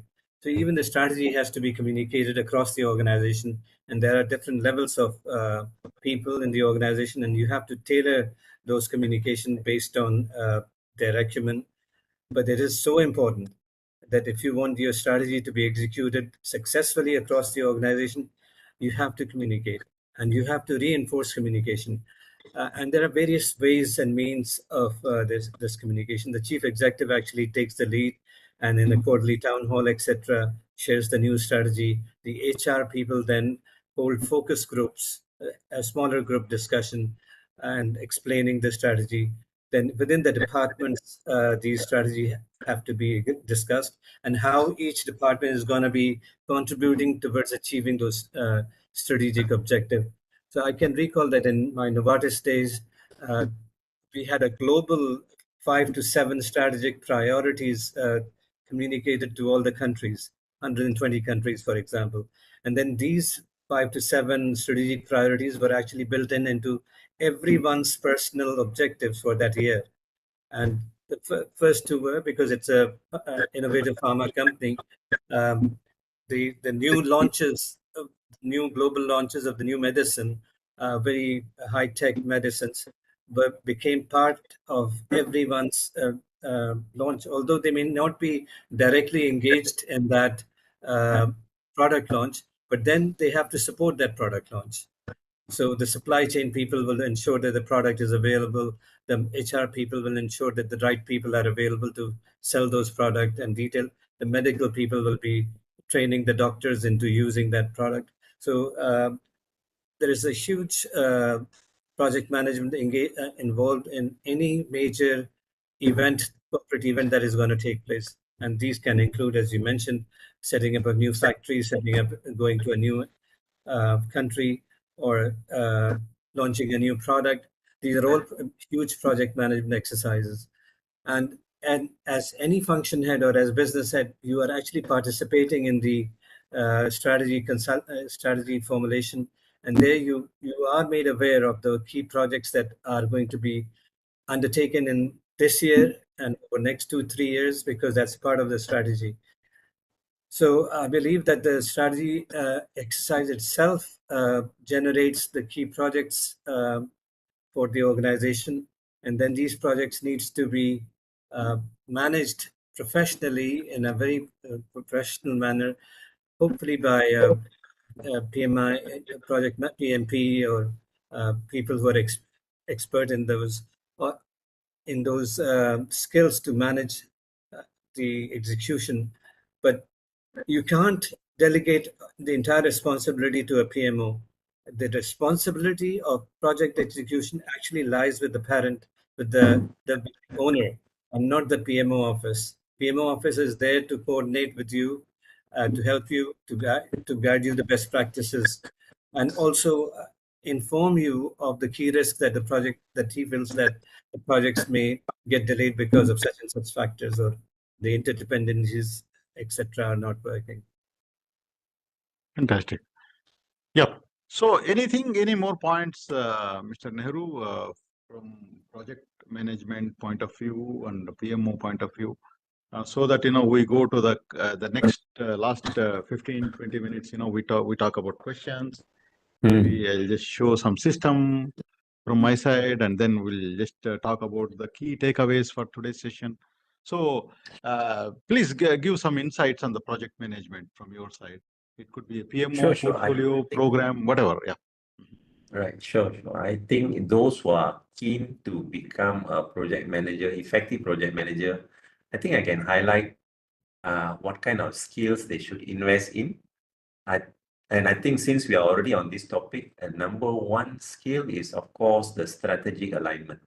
Right, got to have that skill by itself. Number two, I think if I go in sequence, will be leadership skill, not managerial skill. It's PMO, and if you are talking about strategic project, it's always about leadership, not so much of carrying out things.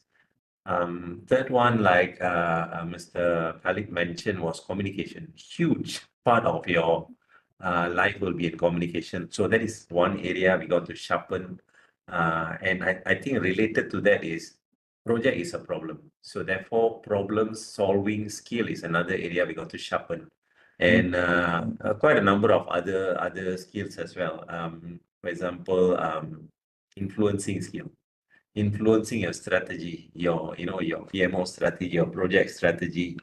In fact, the organizational strategy, all of this, all the ideas that you have needs to be presented to the senior management, and they need to be convinced. So therefore, the influencing skill is another area that they got to look at. Anything you want to add, Mr. Khalid, in terms of skills? Yeah, I think business acumen and also customer insight as to what is the customer experience, the customer pain points. And it's very important for project management people actually to visit the key customers and see how they are experiencing our service. And this was a great practice at Unilever and Novartis, that everyone in the organization would actually go and visit the customers, even though they might be in finance or HR, and they're actually visiting the doctors sometimes, and even the Kiryana shop, and for Unilever, they arranged. So and that's when you will appreciate the customer pain points. You'll be able to get ideas to how to better serve the customers. So business acumen and also industry knowledge is very critical. That the pharma industry, what are they doing? The steel industry, what are they doing? Telecom industry. So industry knowledge is also critical. And the HR people or the communication department within the organization should actually help cascade these kind of information in the organization. So the newsletter that used to go out to all the employees, telling them as to what's happening in the company and sometimes outside the company, it's very useful because. And lastly, learning and development has to be a continuous basis. So new technologies that are coming in, the artificial intelligence, the ChatGPTs, how people what are the business case for these very powerful tools that have increased the productivity. I would say sometimes, yesterday I went to a meeting and he said that my productivity has multiplied 20 times because I'm using the ChatGPT, etc. He is into consulting, and I totally agree. I also use it a lot. So the world is changing. The information is the key. The data is the key, and automation opportunities are there. And now we need to actually communicate and collaborate a lot more.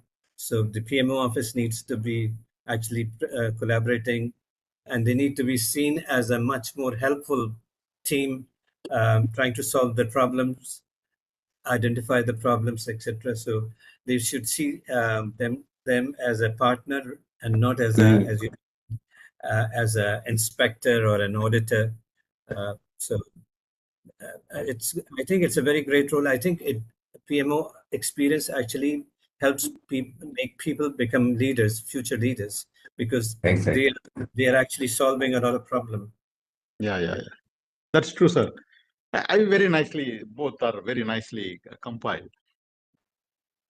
So actually, the future leaders, the project managers, okay. So if you have a decent industry know-how, and then you have a project management skills, then you had an opportunity to work in a project, and the project becomes successful. You are very likely to become a senior leader in the company. Very likely. Yeah. Okay, very likely. That's how I got promoted. Right. And I have seen so many people got promoted like that. So if you have Yeah. the combination of these, those are the very valuable people for any organization. So those who are aspiring project managers, so make sure that you give enough insights to the functional knowledge of the topic. Okay, so don't just think that project scheduling, charter, and the mechanism of project management is my job, and forget about other things. No, you spend enough time on understanding the functional topics. For example, if you are doing any manufacturing excellence project as a project manager, understand manufacturing excellence. It's not a rocket science. You can understand it. You can understand Six Sigma or whatever. It's not a rocket science. If you understand this and you understand project management, you become a general manager for or a deputy general manager for manufacturing or whatever. So there is a very likely possibility. So there is a requirement for such multi-skilled resources. Okay, so there is always an opportunity for the people. So and then you can choose to stay there or stay here or whatever. But at least you have multiple opportunities. So that's what I have experienced and have seen so many people do like that. Those who don't do that, they are also good, but they limit themselves to one domain like project management. And so people will see you as only related to the projects. Okay, so after one point of time, you will not have regularly everyday projects. Okay, after some time, you have to live with something else. Okay, at that point, you will have a big problem. In that case, if you don't build that skills. So that is my takeaway for you guys. Okay. So it's a balance. Yeah. It's a balance between hard skills like technical skills and soft skills. And soft skills are becoming more important these days. The emotional intelligence that you must show, the communication part, the influencing part. So these are very important soft skills which are actually not taught, and they are actually learned on the job. But coaching and mentoring by a senior person who's gone through those project management experience, those are more important than the technical skills. So I would say that people management is an art, but it's also a discipline that needs to be followed through. Perfect, sir. Yeah. So just that's to add fantastic. to Mr. Abdul Kadar's point about just to excite everyone about project management in terms of career, while it's very fulfilling if you are going to the senior level, there is a survey done by PMI as well, saying that project managers are one of the highest paid in every single country. And they've done a survey in every single country, and they actually ranked project managers as the third highest salary. First one is the C-level. The second one is data scientists. The third one, actually, the project people, project managers, and so on. So I'll put it in the chat. I just downloaded the link from PMI. There is a PDF file that talks about survey done in every single country, including Pakistan, Malaysia, and everywhere, where they mention in that particular country how much potential salary you can actually earn. So That's it's good. just for information, just to excite everyone. Excellent. Very good. Yeah. That's excellent. I just want to give one more example. At Unilever, all future leaders were actually given strategic projects to lead. So that tested their resilience and their quality as a leader. So and once on successful execution of those projects, they would become business unit heads or business directors, etc. So it's a very good training opportunity for future leaders. Perfect. So that's fantastic. I think we have 15 more minutes maybe. Okay, so I'll take this as an opportunity to show some 3-4 minute solution. Okay, if you, with your permission. Okay, so let me just share my screen and showcase. Where is that? Okay. So if you are able to see the screen, so this is the FRU strategy, which we talk about strategy management solution. Okay. So here we talk about strategy analysis, balance scorecard, initiative project management. Okay. So to answer one of the questions, so you have your strategies translated through balance scorecard. So you do the strategy formulation. We are adding strategy analysis and formulation here. And then we have like initiative management. I just want to show something. So initiatives, like basically, it's a project charter. So if you have a project charter, very simple template, so you can define your initiatives. Okay, so what is the project? What is the name of the project? What is the budget? So what is the reporting frequencies? What is the project issues and risks? Okay, so all those project charter related things, you can maintain them against each project, which is linked to the strategy. So this is how this is linked to the strategy. Okay, so the moment you link the projects to the strategy, so you can see it. So you can also create like a project schedules and milestones and tasks. So that so project activities which has a start and end date, and milestones which has like a end date with a deliverable. So you can create complete project management template with that. Then you have, if you see this, so this gives us like a alignment. So these are all the strategic objectives. These are all the strategic objectives, and then these are all the strategic projects. Now, if you see this matrix, so which objective, which project is supporting which strategic objectives? If your project is not supporting any of your project strategy goals, that means this project you need to evaluate whether is it really required or not, kind of thing. Okay, so likewise you can define all the initiatives. The moment you link this to the strategy, I'll show you one sample strategy map. Okay, so how it looks like. Okay. So if you link those projects to the strategy, what happens is you have a strategy map like this. For example, you have a grow revenues as a strategic objective. Click on it. So likewise, you can see the KPIs connected, the initiatives connected. Okay. So now, if you double click on this initiatives, so you can see what is the project status, which is adding directly, kind of thing. Okay. So likewise, you can see the complete project story. This is initiative story or a project story, what we call. So this is updated by project manager on a month-on-month basis based on the reporting cycle. Okay, so they can update, they can give the notes, they can give recommended actions. Okay, and then they can talk about the budget, actual expenditures. It may also come from any other ERP system kind of thing. So what are the linked objectives, linked measures? Okay, so the issues. So if you have any project risks, so you can connect them. If you, the value gap closure, how it is closing the strategy gaps. And then you have activities and milestones, the status reporting. And then you have the Gantt chart. Okay, so this Gantt chart could be a weekly, monthly, quarterly. So whatever frequency you want to monitor, all your project tasks can be monitored. And then you can also upload any files. So likewise, so you can have, and then if you want to communicate for this project, so you have a communication tool. So you can directly send a messages to any one of the people who are directly connected to this project or any other thing. So from this, what happens is you get that the email will be sent to them. You don't have to remember. It is there as a reminder. So they will get a hyperlink. So they need to update the status. The moment they update the status, it will get closed here. Likewise.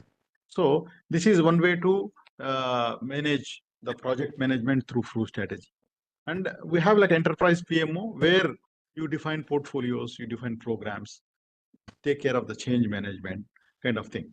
So, and this in the organizational performance, you can see that overall initiative performance, the portfolio performance program. I'll just show you one here. So when you go to initiatives, okay, so if you select particular balance scorecard, so if I say, so this is the 60%, the performance. Okay, so these are all initiatives. So the project performance, cost performance, and schedule performance. So you can see it. So weighted average, you can get like that. So this is how the whole the strategy is connected to the project management. And one more Very good. point is in the dashboarding. So you can, if you see the initiative dashboard, for example, initiative performance. Okay, so so if you have all the projects, so you can see which projects you are talking about. So what is the initiative performance, the schedule and cost performances? Then what is the project performance? And then what is your plan versus actuals? Blah, blah, blah. So all the things will get automatically updated. So this is not only for the projects. This is for the projects, for the business processes, for the budgets. Okay, so for people performance. Okay, so everything is connected to the strategy. So that's what we talk about the people, the FRU strategy here. I think it's a very quick briefing about the FRU strategy, what we talk about. Okay, and then we have like an Office of Strategy Management. From here, you can execute your strategies. So in this, in the strategy execution part, initiatives and PMO. So you can send basically what you can send the reminders for all the project managers to update their status. So these are all the projects. This is the status. So you can send reminders for them to update it. Okay. And then if you want to see this project also, you can just double click on it. So it will open it. So something like that. So these all things together, it will help to manage your PMO, to manage your Office of Strategy Management, people performance, and then the complete strategy execution. I think this is a very quick navigation to give an idea about the FRU strategy, sir. I think that's very powerful to have everything in one platform, the strategy and the project management. Yeah. So it's very, very interesting, and people and performance management. So it's very powerful. Yeah. So very quick. So those who wants to know more, I think we can share more information and more details. I think that's the idea now. So we have few more minutes left to just conclude. So let us take up some questions here. So Enoch has a question. How do you ensure PMO governance aligns with the organization strategy? I think that's what we talk about today. So Khalid, we want to answer this. Sure. Of course. So the projects that you are actually allocating to the PMO office actually are generated from the strategy. So it is important that the projects that is managed by PMO is actually coming from, if there is one, Office of Strategy Management, or otherwise the strategy document itself. The strategy document itself will actually list down 5 to 7 key projects that needs to be completed. And that document has to be given to the PMO office, and they should focus on those projects. So I think that will create that alignment, and also by engaging the PMO officer into the strategy discussion and strategy communication would actually ensure that it is well aligned. Correct. So just to add one more point to Khalid Sahab, you covered it. So if you have a nice strategy document which has explicitly, very clearly highlighted what is strategic goals you want to achieve in a time-phased manner, what are the high-level projects you want to do to deliver those strategic results. So give them as a high-level plan, okay, and then make this plan, this document live. It's not that you give it and forget about it. If there is any change in your priority or strategies, you update it and make sure that the PMO officer understands this. Everybody understands this. So this way, they can quickly, even if there is any misalignment kind of thing, they can quickly readjust and then fix it, because they are smart people. The PMO people are very smart. So all they do is adjustment, okay? Because the project schedules, the people, time, cost, they are very good in aligning, provided you give them the right inputs. If you don't give the right Right. inputs, and then don't blame PMO, because they will not be in a position to see the strategy. It's a business leader's role to make sure that PMO has the right input, and make sure that you empower PMO leaders to come back to them if they have any confusion or any doubts. Don't block them. So empower them. So have a patience to explain to them so that they understand what it is. Yeah. Mhm. So I think we are close, another 5-10 minutes maximum. So any closing thoughts, Nehru? Yeah, so good points highlighted just now. I just want to add the PMOs, if you are part of the PMO, one thing very important is do not look at it traditionally. Your job is to support projects downwards. But PMO's real role is actually to support upwards to this organization. So you need to really align with the organizational strategy, and then comes downwards to the projects. So that should be the proper way. Instead of just managing projects, we should be aligning it with the strategic objectives. Perfect. Perfect. So yeah, Khalid Saab, any final thoughts? So we are Actually, we have 5 more minutes. So just let us conclusion. Then yeah. Mhm. right. I think we had very good discussions today, very important discussions, because one part is strategy formulation, but the more important part is strategy execution. And that's where the Office of Strategy Management and the PMO office comes in very, very important. So they say that the success of strategy is actually totally dependent upon the execution. And you have to work focus. The entire organization has to be aligned and focused on delivering that strategy, and the tool for that is project management. So I'd like to congratulate you to hold this discussion forum, very important discussion forum. And I think we need to teach both strategy and project management across the organization as a key skill. Thank you. Fantastic, sir. So yeah, Nehru, final thoughts before we Final conclude? thoughts. Yeah, this is an amazing discussion today. I was really appreciative of Mr. Khalid as well for your wisdom. It was beyond my expectation, all the ideas that you have shared. And thank you, Mr. Abdul Kader, for organizing this. First time, I'm part of this, but a lot of good insight. I hope everyone benefits from this as well. Yeah. Thank you. Thank you. Yeah. Thank you very Thank much. you. Now, I just would like to say one thing that as Mr. Khalid said, the strategy execution is 98% important. Strategy formulation is 2%. Okay, as any literature says. So strategy execution will happen through projects. Yeah. Period.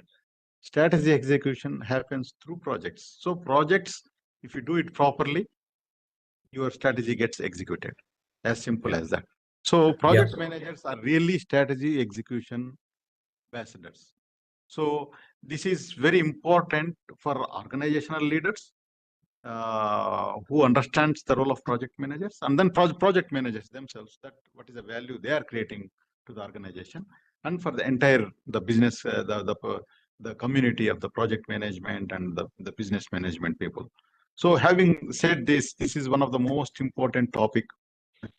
And I think we touch very nicely, and then Mr. Nehru has given very nice insights on the project management, and with his vast experience in promoting project management and PMO. So I'm very happy to hear Mr. Nehru, and of course Mr. Khalid has an international exposure, and he has witnessed so many transformations across the globe, which includes Unilever, the Novartis, and other things. So it's amazing discussion. So I take this as a proud moment for me to congratulate both of you and the participants, the organizers. And then what we do is we keep doing such programs, and then we bring such know-how, insights, which you will never learn in any textbook or something, to the audience. If you take one single takeaway, that may change your your way of thinking and the way you do your job or the way you do your projects. So that's a fantastic thing, and I learned a lot today by discussion. So thank you very much, everybody. Thank you very much. I heartfelt thank you to all of you. Yeah. Thank you. Thank you very much as well. Thank you, sir, and Pedro. thank you. Yeah. No, So thank you, participants. And if you have any questions, you missed it, or you did not ask for it, please post us. Okay. So you have a LinkedIn event page. So you just please post it, or you get it, and then we make sure that we reach Mr. Nehru and Mr. Khalid to get those questions answered. And then we post this video also into the YouTube, and of course it is in the LinkedIn. So you will get it. So please feel free to ask any questions and any ideas to improve such program. So thank you very much, and I take this as an opportunity to just thank you one and all.